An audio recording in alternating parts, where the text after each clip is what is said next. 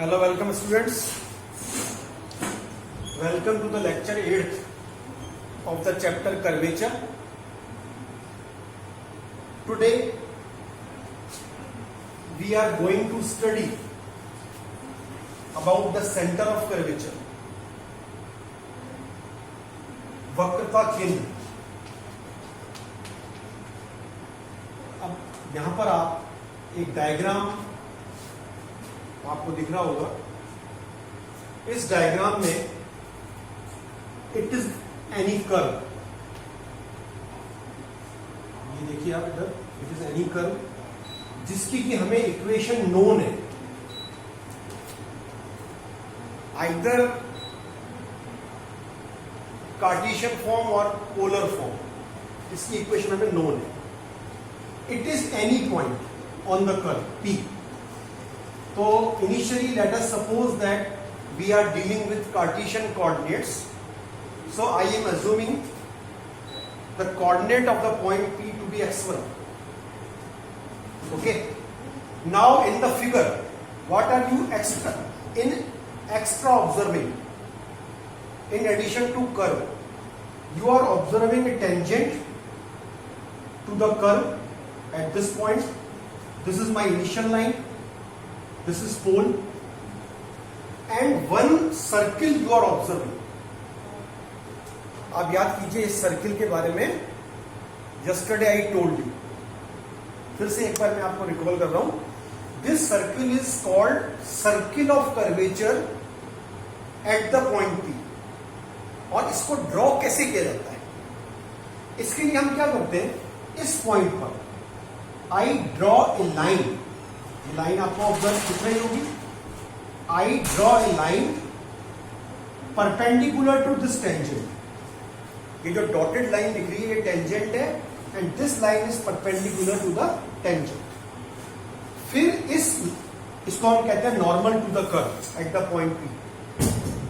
अब इस नॉर्मल, इस लाइन पर ये डिस्टेंस कल मैंने आपको बताई थी, it is our radius of curvature. और in other words the radius of this circle, यानी ये सर्किल कैसे ड्रॉ हुआ, इस नॉर्मल पर रो डिस्टेंस पर एक पॉइंट को सेंटर मानकर और इसको रेडियस लेकर हमने एक सर्किल ड्रॉ किया.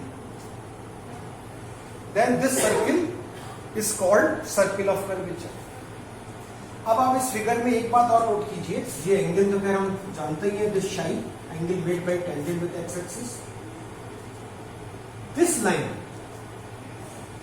जो कि अभी अभी मैंने आपको कहा, this is tangent to the curve at the point P. This is also the tangent to the circle at the point P. मतलब this line is playing double role. In which sense? It is tangent to the curve and it is tangent to the circle as well eight the point P.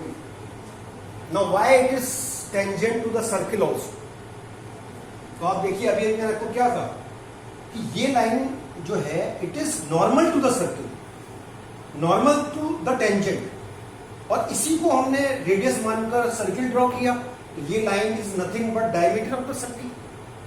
तो diameter और tangent is always perpendicular.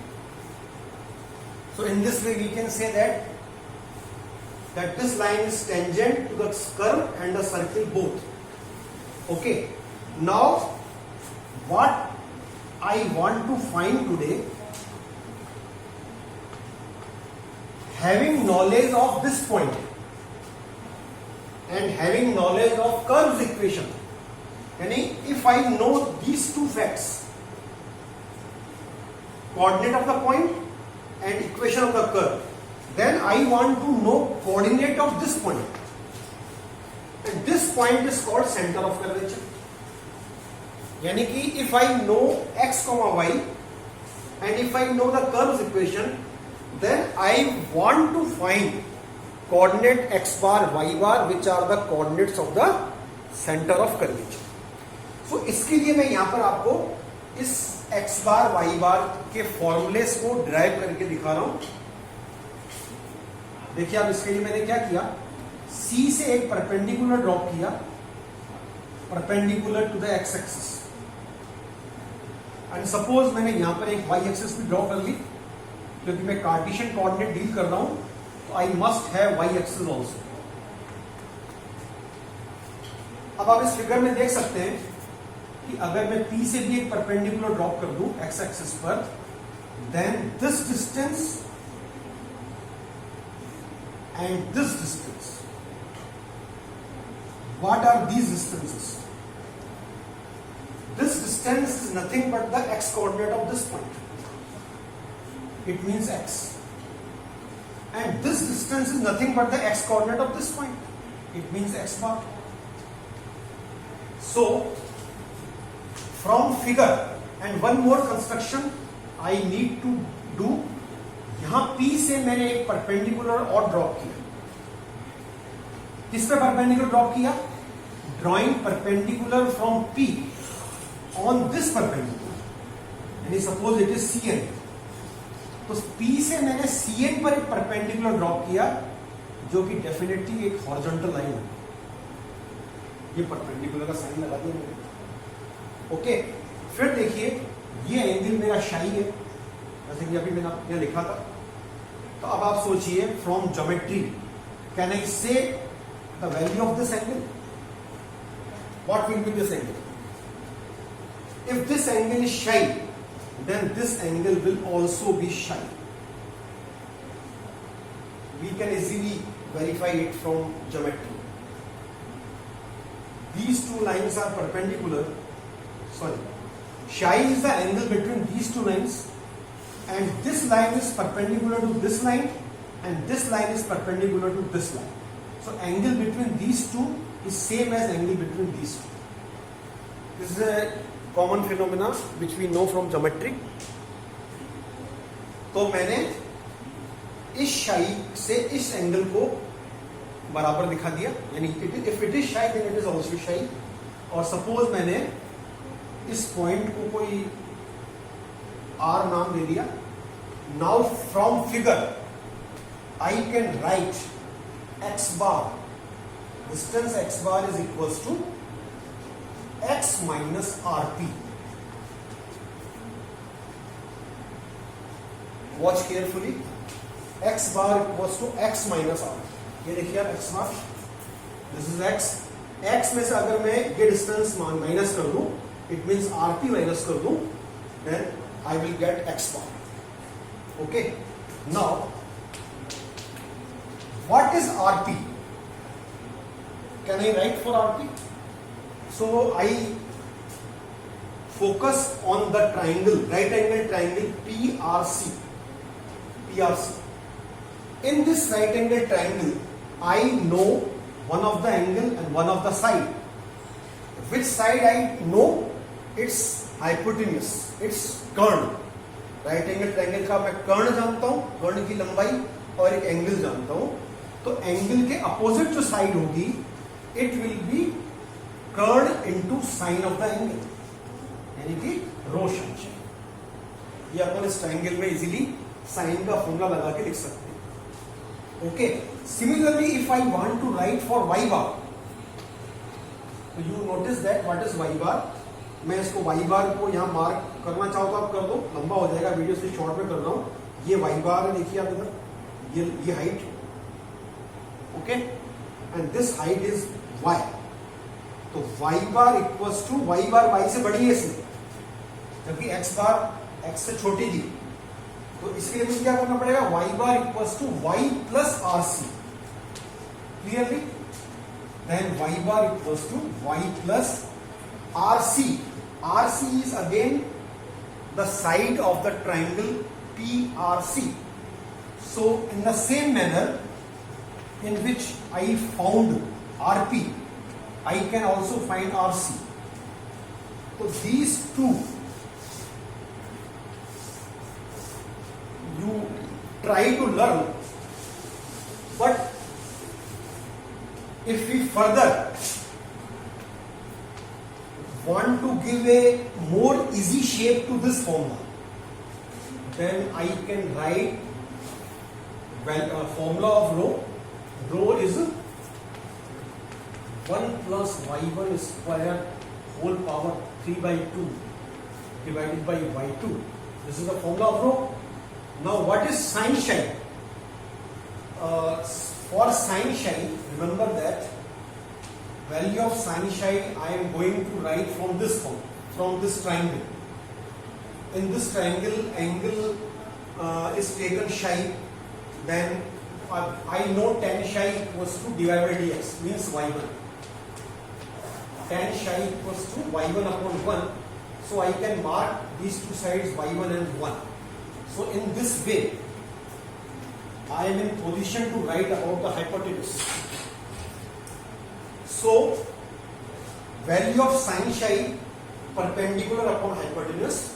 So I am putting here value of sine psi this way, this one, and on further simplifying it, I have y1 y plus y1 into 1 plus y1 square upon y. This is my final formula of x bar. समझ में आ गया होगा आपको cancellation? तो आप देखिए, आपको you need not to remember all the proof, लेकिन एक बार अगर आप प्रूफ कर लेते हैं तो आपके दिमाग में एक कंसेप्ट, एक थीम बन जाती है कि भाई ये फॉर्मूला कैसे आया. तो एग्जाम में तो if you remember only this formula directly, then also our purpose is serve, क्योंकि एग्जाम में फॉर्मूला डिराइव करने को नहीं आता है. Only questions based on this formula is asked. Similarly if I write for y bar के लिए आप बुक से अपने आप इसको ड्राइव कीजिएगा, then I will get y bar equals to y plus 1 plus y1 square upon y. तो फटाफट हम दोनों का कंपैरिजन करें ताकि it will be easy for us to memorize this. हम इन दोनों में क्या क्या बातें डिफरेंस, इनमें अलग अलग है, क्या क्या बातें सेम है. तो आप देखिए डिफरेंस तो इसमें ये है. In the formula of x bar we have negative sign, in the formula of y bar we have positive sign. There is no 3/2 power in both the formula. अभी तक जो हमने रो के दो फॉर्मूले पढ़े हैं उन दोनों में 3/2 पावर थी. 3 फॉर्मूले पढ़े, पैरेलल में तो खैर नहीं थी. तो इन फॉर्मूलोज में आपको याद क्या रखना है, कई बार जल्दीबाजी में हम एग्जाम में या 3/2 पावर नहीं लगाते. Be careful. और दूसरा आपको क्या बात नोट करनी है, डिफरेंस. एक तो डिफरेंस साइन का है और एक डिफरेंस इस एक्स्ट्रा टर्म का है. ये टर्म यहां नहीं है. तो ये सारी बातें keep in your mind for the examination purpose. Otherwise इसमें जरा सा भी अगर हमने कहीं पर फॉर्मूला ही गलत लिख दिया, then we will not get our required answer. Now which type of questions we are going to solve based on these formula. तो देखिए आप, there are 2 types of question. एक बात तो तय है कि हमको इन क्वेश्चंस में कर्व की इक्वेशन पता होगी, और कैसी पता होगी, Cartesian. Because these 2 formulas involve dy by dx and dy by dx square. तो ये दोनों ही कार्टेशियन इक्वेशंस ही आएंगे. ओके, तो हाँ, एक तो हमको कार्टेशियन इक्वेशन पता होगी, और एक मैं जैसा कि आपको कह रहा था कि हमको 2 टाइप के क्वेश्चन पूछे जा सकते हैं. एक तो हमसे पूछा जाएगा find coordinate of centre of curvature at any point. Remember, I am emphasizing the words at any point. इसका मतलब ये हुआ कि आपको सेंटर ऑफ कर्वेचर फाइंड करना है for any point x y. यानी यहां पर आपको एक्स और वाई की कोई स्पेसिफिक वैल्यू गिवन नहीं है. एक्स की जगह आपको एक्स ही रखना है, वाई की जगह वाई रखना है, और y1 y2 की वैल्यू भी xy में आएगी. तो कहने का मतलब अगर आप विजुअलाइज करें तो ये पूरी वैल्यू xy में आएगी. सिमिलरली दिस पूरी वैल्यू भी xy में आएगी. तो इसका मतलब x बार y बार का जो आंसर आएगा, फाइनल आंसर, वो xy की टर्म्स होंगी. जरूरी नहीं है कि दोनों xy आ जाए. कई क्वेश्चंस में केवल x भी आ सकता है, कई क्वेश्चंस में केवल y भी आ सकता है.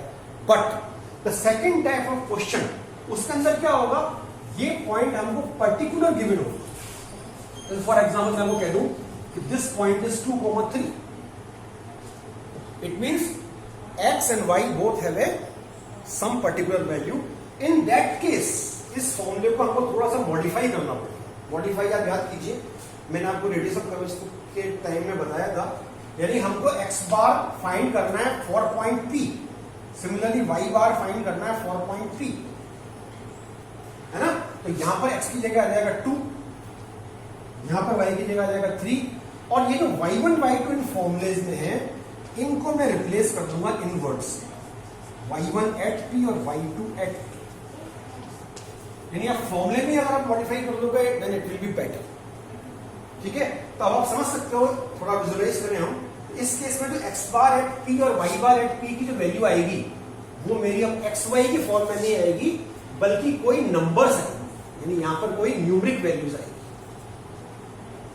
यानी कि आपको एक सीधी लाइन में याद क्या रखना है कि अगर सेंटर ऑफ कर्वेचर xy के लिए फाइंड करना है तो आंसर भी xy के फॉर्म में आएगा, और अगर सेंटर ऑफ कर्वेचर किसी पर्टिकुलर पॉइंट के लिए फाइंड करना है नंबर की मैंने, तो आंसर भी नंबर्स में आएगा। तो let us do a question. उसके पहले एक बात क्लियर कट है कि हमको कई बार क्वेश्चंस में इस सर्किल की इक्वेशन फाइंड करने को बोला जाता है।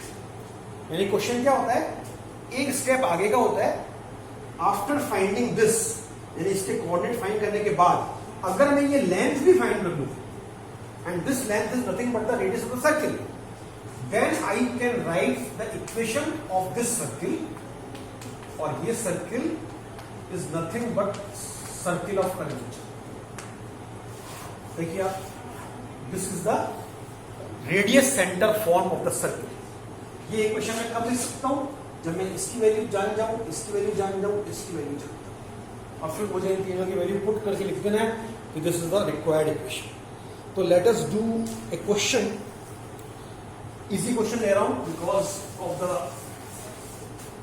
Shortage of time. फिर नेक्स्ट वीडियो में हम इसके ऊपर कुछ बड़े क्वेश्चन भी करेंगे।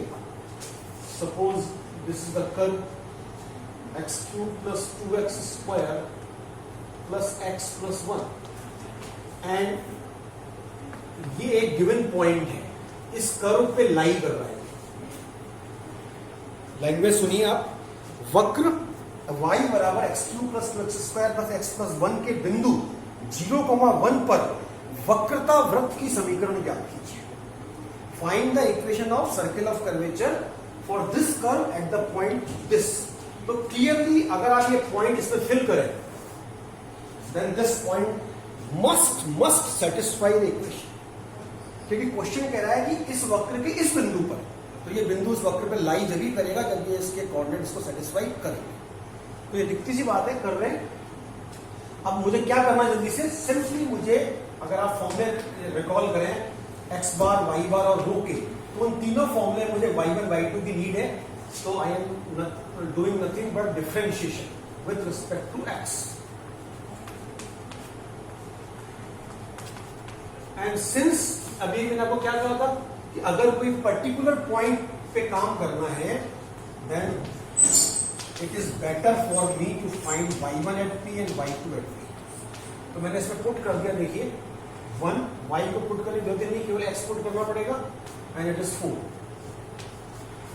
Now I will find in succession, first of all I am finding row, formula आप जानते हैं, formula I am not writing, 1 plus y1 square y2, तो 1 plus y1 square y1 at P। फिर देखिए बी कॉशियस, यहां पर जल्दी जल्दी में y1 की जगह ये पुट ना कर दें, लेकिन फिर होगा तो कुछ नहीं, फिर वापस हमें पहले पुट करनी पड़ेगी p की। तो it is better to direct put for y1 at P and y2 at P। तो y1 at P is 1, y2 at P is 4, then 1 plus 1 2 means 2 root 2 divided by 4, it is root 2 by 2, it means 1 by root 2, it is rho। Similarly I will find x bar, or I can also write x bar at P। So what is the formula, x minus y1 at P, 1 plus y1 at P square upon y2। तो it is 2, 1 plus 1 2, 1 by 2, that is 3 by 2। Similarly y2 at p is y plus y plus now again 1 plus y1 square upon y2 at p. So when I simplify this, 3 plus 1 by 2, that is 7 by 2. 3 plus 1 by 2. Now in last I will write the formula of circle of curvature, and then I put for x bar and I put for y bar.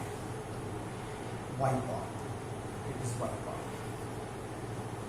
It is 7 by 2 square. Rho square. Rho कितना आएगा? Whatever be the value, जो भी रो की value लिखी मैंने मिटा दी यहाँ पर, आप उसको यहाँ पुट करके सिंपली स्क्वायर कर देना, और इसको आपको और फर्दर सिंप्लीफाई करने की जरूरत नहीं है. This is our required answer.